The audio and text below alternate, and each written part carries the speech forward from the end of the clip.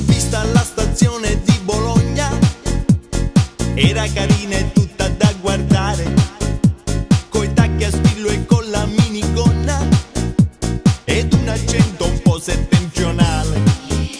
Le ho chiesto scusa, cosa posso offrirti? Con gli occhi storti mi ha guardato in faccia. Ho visto da vicino i suoi baffetti e peli lunghi e grossi sulle braccia. Ma quanto pila c'hai? Ma quanti peli hai? E quanto ne trovai?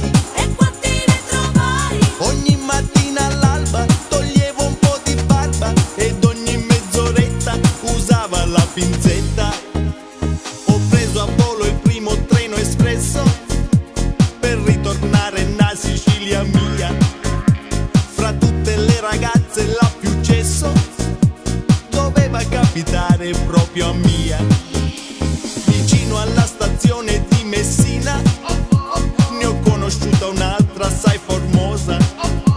Le ho detto vieni nella mia cabina, ma quando l'ho toccata che sorpresa. Ma quanto pila c'hai? Ma quanti peli hai? E quanto ne trovai?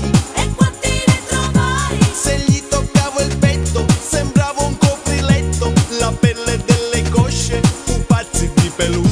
Ma quanto pila c'hai? Ma quanti peli hai? E quanto ne trovai?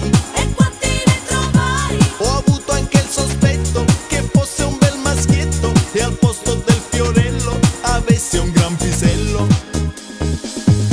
Mi consenta, Mr. Max, lo ammetta.